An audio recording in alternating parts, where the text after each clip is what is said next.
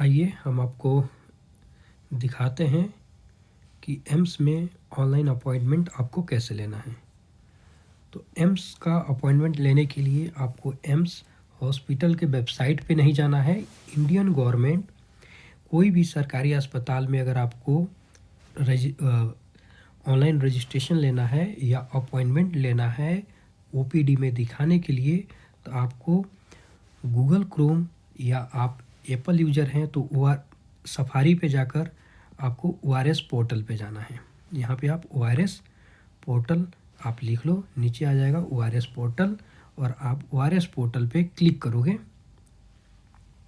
और ORS portal पे जाने के बाद आपको यहाँ पे क्या करना है, यहाँ पे आपको पहले ही दिखेगा ORS पेशेंट पोर्टल। इस पर क्लिक करने के बाद आपको ऐसा कुछ दिखेगा। तो यहाँ पे आपको डैशबोर्ड दिखेगा। डैशबोर्ड में आपको कुछ नहीं करना है, क्रिएट आभा आईडी दिखाना है, कुछ नहीं करना है। आप सिंपल जाइए यहाँ पे login and register. So login पे जाइए, अपना नंबर यहाँ पे डालिएगा। तो यहाँ पे जब आप अपना नंबर डालिएगा तो यहाँ पे अब मेरा अकाउंट यहाँ पे बन चुका है, इसीलिए मैं यहाँ पे अपना नंबर डाल रहा हूँ।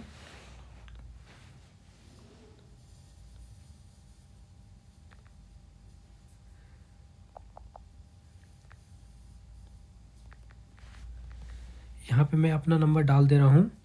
तो यहाँ पे क्या करना है आपको कि जब आप नंबर डाल देंगे तो आपके मोबाइल नंबर पे एक OTP जाएगा, ठीक है। और तो यहाँ पे मैंने जनरेट OTP किया। जनरेट OTP करने के बाद आपके मोबाइल पे OTP जाएगा। वो OTP यहाँ पे आपको डाल देना है। जब वो OTP आप डालेंगे तो आपका एक ID जनरेट हो जाएगा।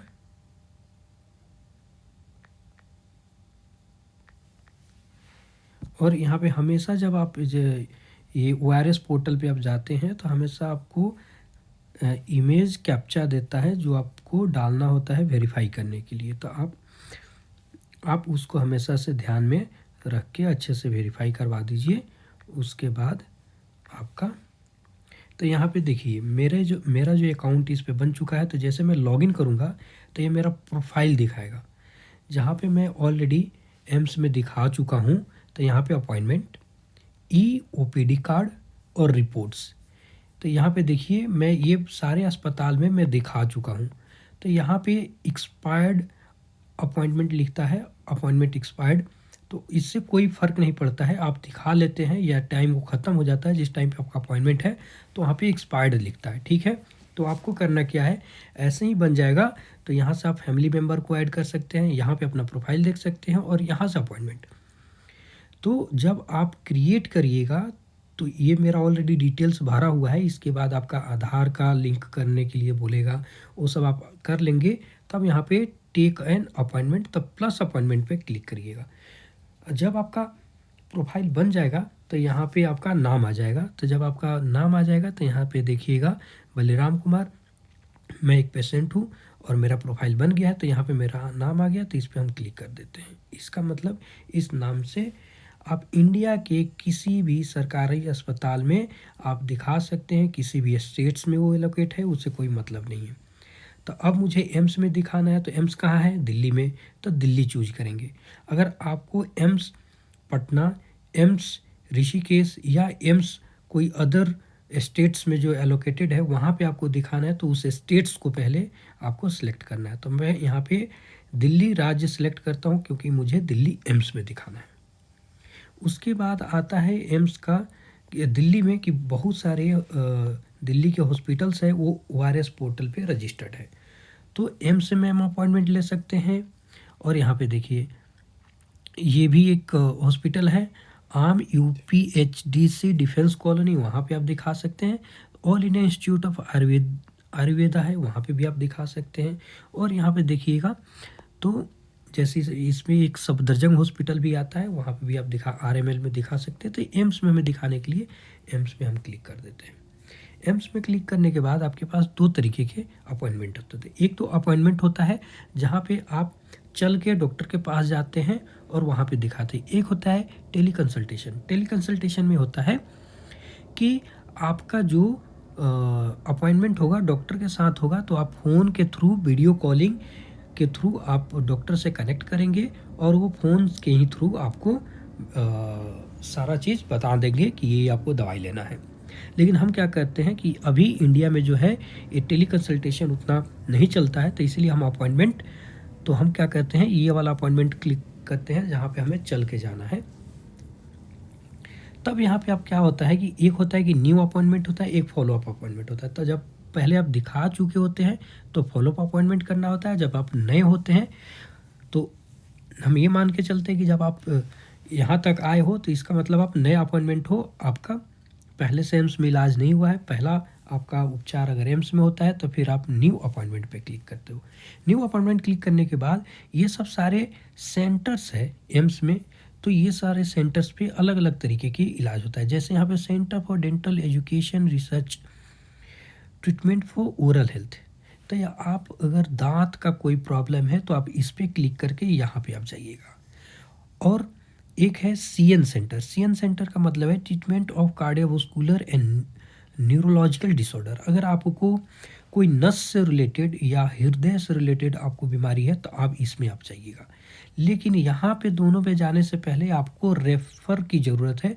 तो आप ये पहले से देखो कि आपके पास पहले आप कहीं दिखा चुके हो, वहाँ का डॉक्टर आपको एम्स में रेफ़र किया है, तभी आप यहाँ पे अपॉइंटमेंट लेंगे। वैसे ही यहाँ पे है BRE institute rotary cancer hospital. तो अगर आप कैंसर के पेशेंट हैं तो आप यहाँ पे जाइएगा।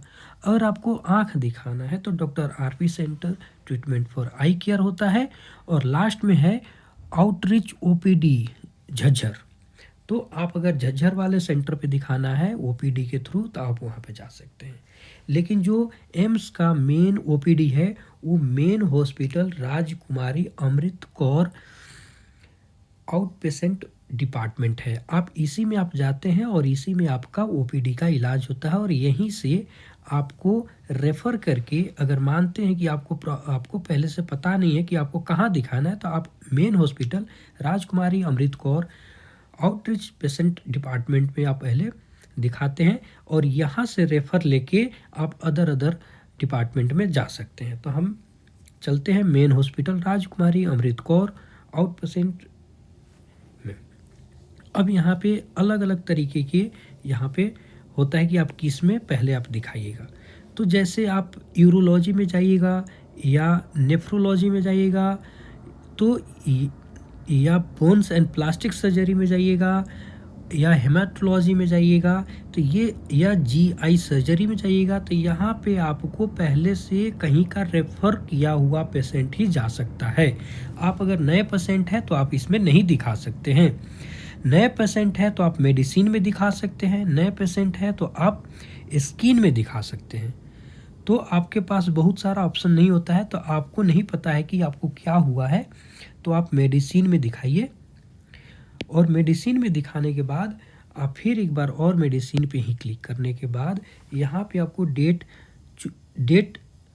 सेलेक्ट करने को मिलता है। तो आप देखिए, सबसे पहले जो आपको ग्रीन दिखाएगा तो अवेलेबल और स्लॉट आर फुल, ये ऑरेंज कलर का होगा, ये सारा स्लॉट फुल हो चुका है।